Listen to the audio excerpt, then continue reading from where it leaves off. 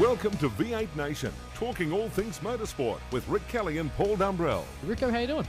Very well, thank you. I really appreciate that. And special welcome to Stratco Racing's one and only Dave Reynolds joining myself in the studio. Oh, thanks for having me on. Dave, before Rico takes control, I just want to say, last time you were in here, you did a really top job. But the women, so? The women that jumped on our Twitter, or Where are V8 they? Nation's Twitter. I'm still waiting. Well, we surprised them by bringing you in, so maybe Okay. they'll be at the door when we do finish the V8 Nation in about an hour's time. But great to have you back. But Rico, it has been a big weekend, in fact, a pretty big year for Australian sportsmen and women all across the world. Certainly has. Look, something that we've been looking into over the last couple of days, and to touch on Dave Reynolds and the women. That's why here at Croc Media, when he turns up, there's 3 blocks of security between outside and in here that we have to get through. So I'm just not going to say anything. Actually, no, it might not be true, but we might just ask Dave. Where were you before V8 Nation tonight? Do you really want to know? Yeah. Honestly, I was having breakfast with a nice lady. Oh, breakfast. Having a dinner with a nice lady. Yeah, Interesting. dinner. how Oh, did there it you go? We should have hosted that in here. I'm don't going you to try think? and wrap this up because I want to go to the movies with her. Oh, no. Rico, There you go. let's get into There it you quickly go. then, because we need to be done, mate. You want to talk about Marcus Ambrose and a lot of other Aussies that are doing great.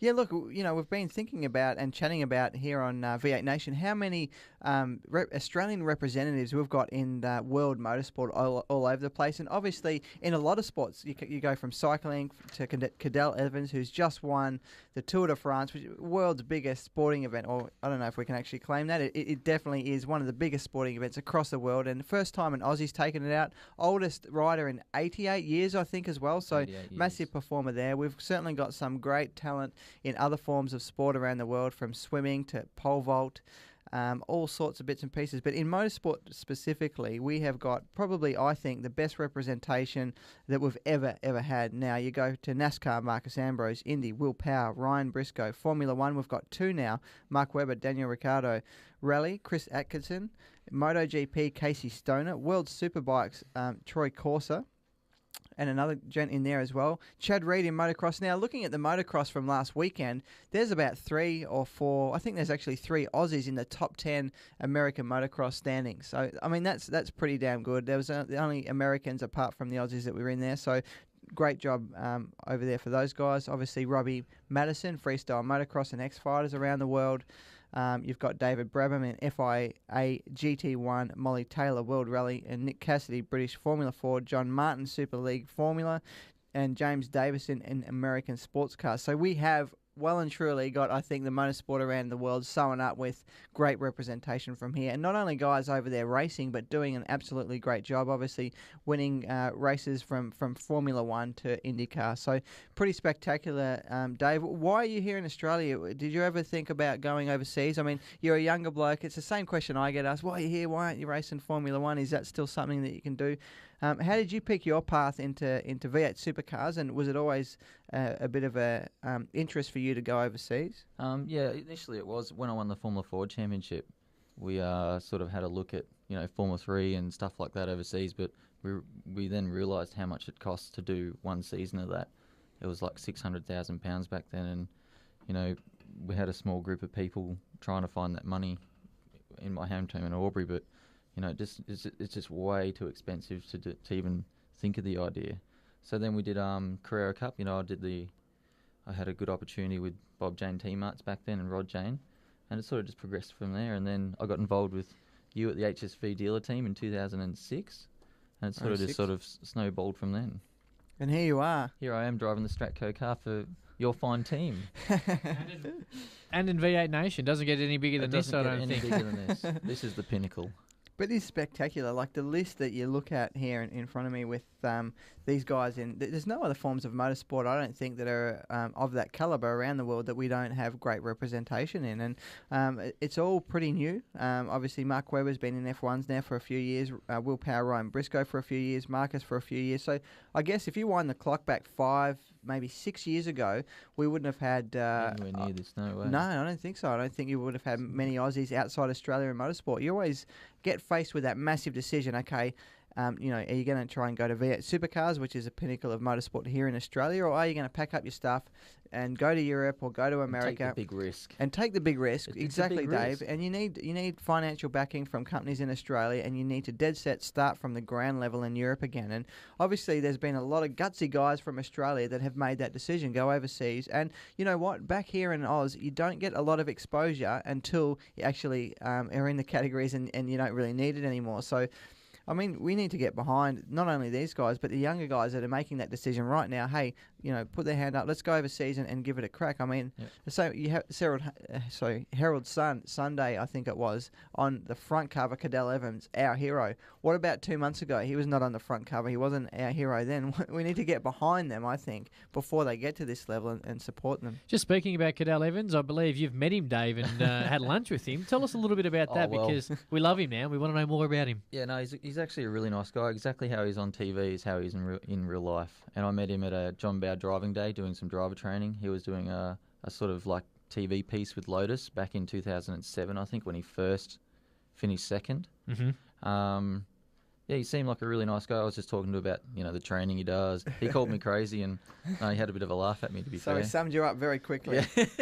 Probably hit the nail on the head, to be honest. But hey, don't forget, if you want to get involved with this man, Dave Reynolds, and you're a female out there, like you did last time, a lot of you did, at V8 Nation, or you might have a girlfriend now, so we'll throw it open anyway. I want to ask you, though, Rico, where all these people have taken a risk, financial backing, which is huge, you need to get a little bit of money behind you. Did a lot of these people get the financial backing here in Australia before they took the risk, or did they take the big step first?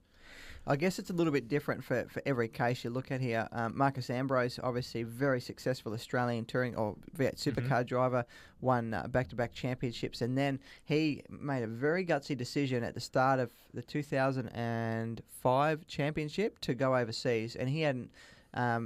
He actually come out, it looked like he'd made all his plans and had all these deals sewn up, but in actual fact, I don't think he had anything in place. He made the decision, held a press conference at the Australian Grand Prix, and then went absolutely hell for leather and made it happen. He had support from, I think, Ford as a manufacturer, which definitely was a big thing for him, but he went over there and started from scratch again down in the truck category, and then worked into the nationwide category, which is below the main NASCAR Sprint Cup category, and then into Sprint Cars. So to an extent, even though he was the king over here, he had to start again over there.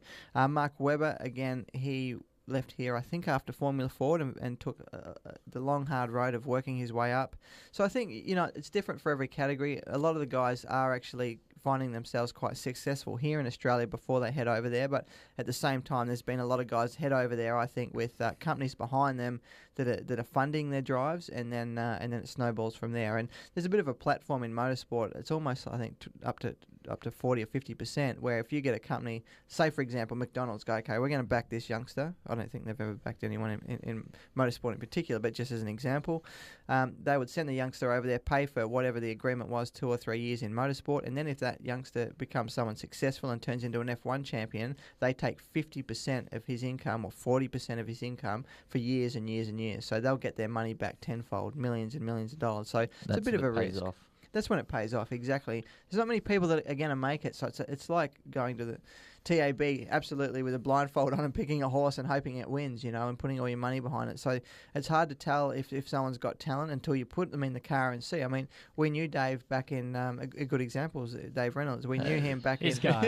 this guy right here, back in 2006, and it was lucky that I'd witnessed, you know, his talent and what he was capable of. Because now when you look at other drivers out there that have had success and that are showing signs of promise, you don't know how they're going to perform in your car if they've really got it. So it's a tough question. And all these guys obviously on the list here in front of us have made that decision. They've obviously got the talent, and they've gone around the world and shown the world that they've got what it takes, and certainly makes our country look very, very good in motorsport. Did you have any plans to go overseas, like when you won the Formula Holden Championship in 2000 or 99? 2001. 2001. We won the Formula Holden Championship. Look, it's a good question. At that point, Dave, no, I definitely didn't. I wanted to go into supercars. I actually did the Formula Holden year as part of the Holden Young Lions program run by the Holden Racing team. And the only time I really made a decision that I'd like to try and have a crack at American racing and NASCAR was about midway through the 2007 season. So we just won the 06 championship, yep. and I went over to America when we were leading. Had led the first 7 rounds of the championship. So in good position as far as going over there. I met with probably 4 out of the 5 main teams and main team bosses over there, and most of them thought V8 Supercars was a rally program. So literally you had to drop everything, and at that point, we'd made it to the top, and we were on a good wicket, and I would have had to literally find a heap of money and start from the bottom in NASCAR, and it was just something that not enough. I couldn't kick enough doors open over there, and here I still am. It's sort of like when you're in the year 6 in primary school, and then you go to year 7, the bottom of the high school. You got to start again. You get picked on, get bashed. Yeah, bashed. You got to build up that credibility again.